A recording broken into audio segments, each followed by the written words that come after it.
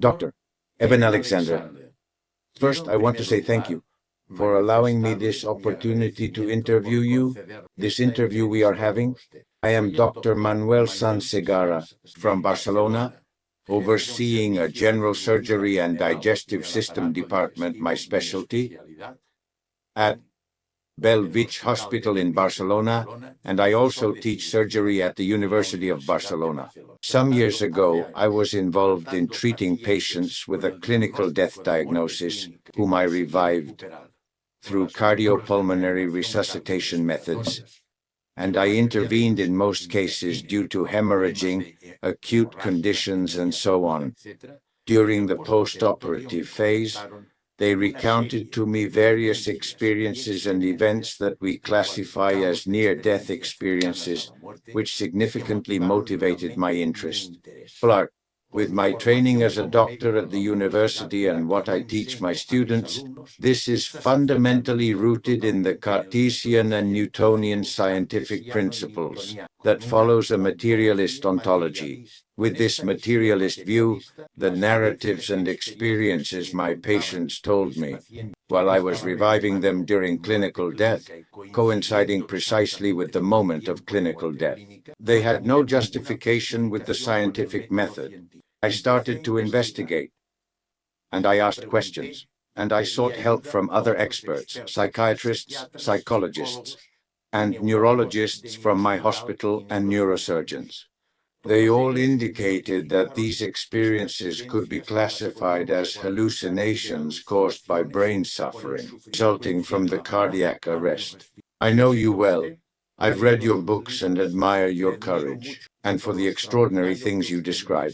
You are a great expert on near-death experiences. I am convinced that you have also faced frontal opposition from certain doctors, specialists, and scientists. I too have encountered resistance from philosophers and theologians, quantum physicists, etc., but I have continued my research.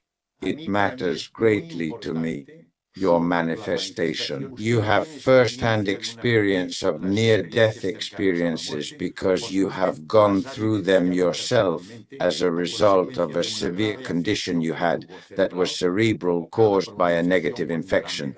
You were fortunate, thank God, to recover completely, and now you can share your insights on near-death experiences. I believe that your message carries a fundamental significance and specific weight for all of humanity, as you are a scientist, a brain scientist and surgeon, internationally recognized, and you have personal experience regarding near-death experiences. My first question for you is quite straightforward. The answer to this question has always been very contentious for me with the other specialists I have consulted. Following your experience, do you believe that near-death experiences are a genuine phenomenon, or merely a dream or an illusion? Well, I can tell you that it's much more than a dream or hallucination. That's one of the real gifts of my particular case. And I'm sorry, I'm having to select a language here. Here we go. And this is the supporting documentation for what I'm saying is not just the medical records that I presented in my book, Proof of Heaven, about my near-death experience, but the medical case report that was written by 3 doctors not involved in my care, but fascinated by my recovery. And that report is in the Journal of Nervous and Mental Diseases, September 2018. And they make it very clear that my brain, the meningitis was quite severe. My cerebrospinal glucose level, the spinal fluid glucose level, which in you or me would be 80, in somebody in a bad case of bacterial meningitis might get as low as 20. Well, my CSF glucose was 1. There were other features, my Glasgow coma scale, which for the most part was 5 or 6 through most of this journey, which is a very deep coma. I mean, 3 means you're a corpse. So 5 or 6, anything below 9 is deep coma. And also the MR and CT scans showed that my entire neocortex, the whole surface of the brain, that's a part that makes us human, but it was all involved with this meningitis. So to have the experience I had, which is a very profound, robust, detailed, memorable, and transformational set of events in my life, and to have all that happen at a time when my brain was so demonstrably damaged and offline, there's no way you can walk away and consider that was a hallucination or dream, because I cannot stress how kind of ultra real the whole thing seemed, and at a time when my brain was heavily inactivated. Now, another important thing to mention here is that there's a category of experience that's associated with near death, but is quite different. These are called shared death experiences. Shared death experiences, to my knowledge, were first investigated by Dr. Raymond Moody, who wrote the book Life After Life in 1975 about near-death experiences, but he also knew that healthcare workers and family members could have a shared experience with a loved one as they were dying. And these shared experiences can even involve witnessing a full-blown life review. Now, that's by the bystander soul of the perfectly healthy, healthcare worker or family member who might be 1,000 miles away. It doesn't matter, but they go along on the same experience. So I hope this is all getting through in translation. But the bottom line is there are many cases of these shared death experiences. You can go to sharedcrossing.org, I think it is, the Shared Crossing Project of William Peters in California, to learn a lot more about them. But shared death experiences, in my mind, completely negate the materialist pseudo-explanation that near-death experiences are merely dreams or hallucinations. Doctor, I am in full agreement with what you have just informed me. However, I am consistently asked for objective proof and scientific backing that can validate the reality of near-death experiences. I have concrete evidence, and I believe you have it too. Firstly, a patient I attended, this patient knew us. She was a healthcare worker at my hospital and was admitted after a serious incident of clinical death. I reanimated her. I performed surgery on her due to a severe hemoperitoneum. She recovered, and during her recovery, she shared with me a near-death experience. First of all, she recognized all of us. In other words, she said to me, "You were performing CPR and you punctured my heart. Dr. So-and-so by name, the anesthetist, intubated me. Dr. So-and-so from hematology was giving me blood. She was clinically dead with the electroencephalogram showing flatline at 15 to 20 seconds after cardiac arrest, flatline, and the electrocardiogram, flatline. It was impossible for her to know who was resuscitating her. She recounted to us in detail. She told me exactly what was occurring at that time in the emergency department. He says he passed through solid structures with ease and described everything happening in the various departments of the service. Emergencies. These tests are objective, yet I have also performed other activities. We have performed functional MRIs on patients who experienced near-death situations, requesting them to describe their experiences thoroughly. While the MRI is being performed, and we ask them to describe their near-death experiences in detail. And we observed that when they described an object they had never seen before or after their near-death experience, they only perceived it during the near-death experience, which sparked their curiosity. The occipital lobe became active. When speaking with neurologists, they said, "This is because mirror neurons have created a memory of this object, and when they discussed it, the MRI was activated, which in turn activates the occipital lobe." The neurologists who denied the reality to me said it was hallucinations, but when they saw this, they told me, "This patient is not lying. This ill individual truly witnessed this object. The near-death experience is indeed true." To put it differently, I observe that there are scientifically based objective proofs that validate the reality of near-death experiences. Are you in agreement with these objective proofs? Yes, well, that's a very important point. I know that there's one book in particular, it's called The Self Does Not Die. It was written by investigators in the Netherlands about 7 or 8 years ago, and it's certainly out there in English too. Annie Dervin, Rudy Schmidt, sorry, blocking on all the authors' names.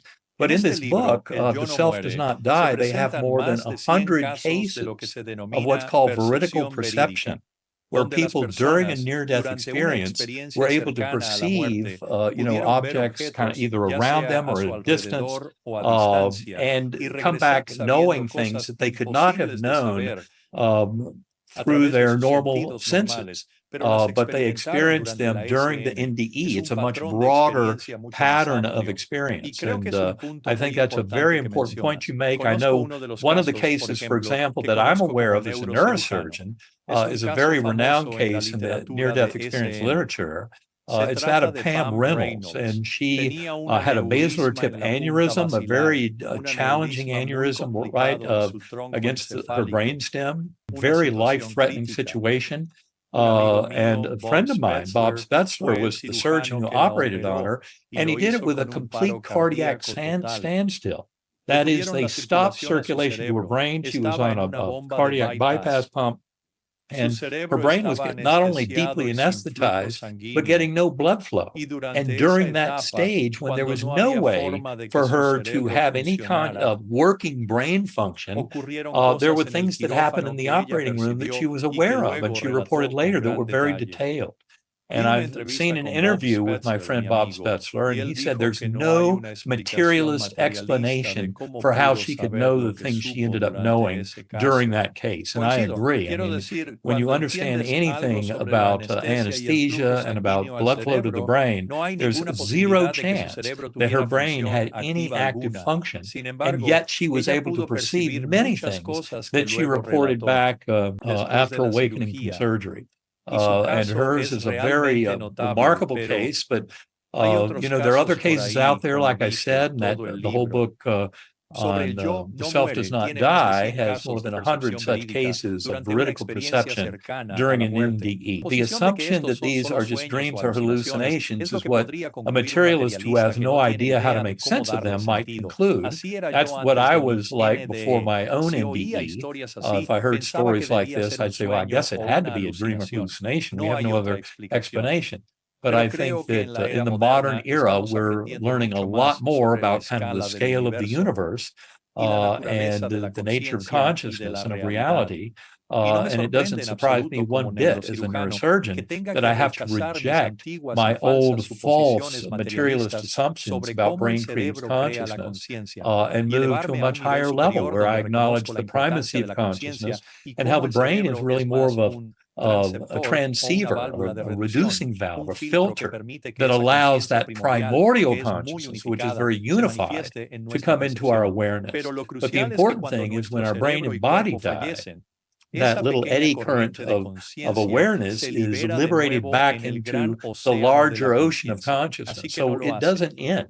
And so those thoughts of materialists, saying that the brain creates consciousness, so when the brain dies, that's the end of conscious awareness, are wrong. It's actually an expansion of conscious awareness, which we can hear millions of stories from NDEers about their consciousness kind of expanding at the time of death to where they review all the elements of their life. They connect with souls of people who have already died, loved ones who have left the world.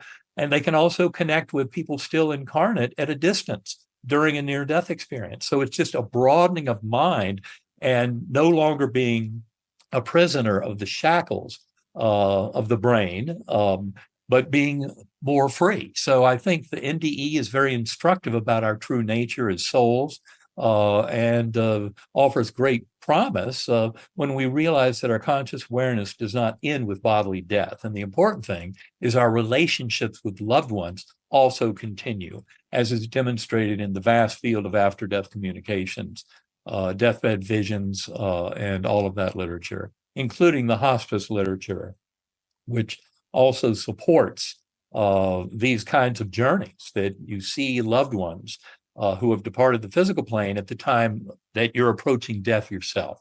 And that's also told by Christopher Kerr, who's a hospice doctor in Buffalo, New York.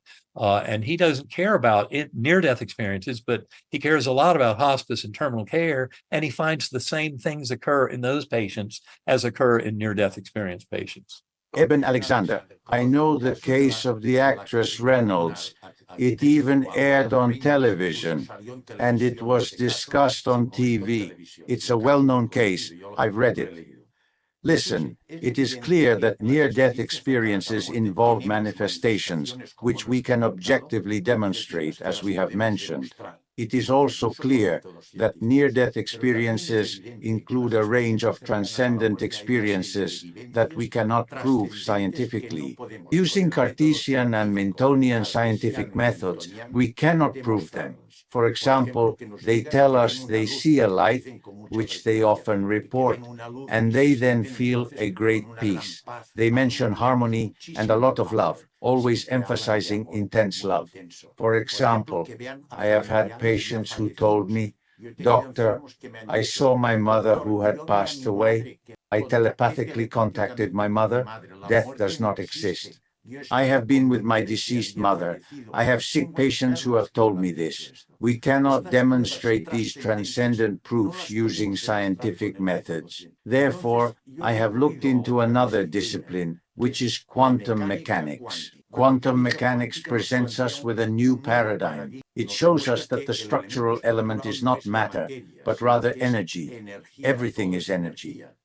Then there are several principles that show a similarity, a parallelism, a form that is quite similar to the subjective experiences shared by these patients. The superposition of states, as Louis de Broglie described, that energy can appear in subatomic particles as either a particle or a wave, or can be in several locations simultaneously. Niels Bohr, a Nobel laureate, showed that energy, the wave particle, can transform into a particle. This is the collapse of energy. Heisenberg demonstrated to us the principle of uncertainty, which does not, the cause and effect law does not apply, but it is a realm of probabilities. Rosen, Einstein, Podolsky, Bohm, and Bell demonstrated quantum entanglement, this information transfer that occurs regardless of space and time. The tunneling effect, where particles can pass through structures with varying energy gradients. All these factors echo much of what patients share during near-death experiences. My first question to you is, can we apply the principles of quantum mechanics to biology and living organisms? Einstein and Schrödinger both said it. Roger Penrose and Stuart Hameroff talked about quantum transfer in relation to microtubules as well.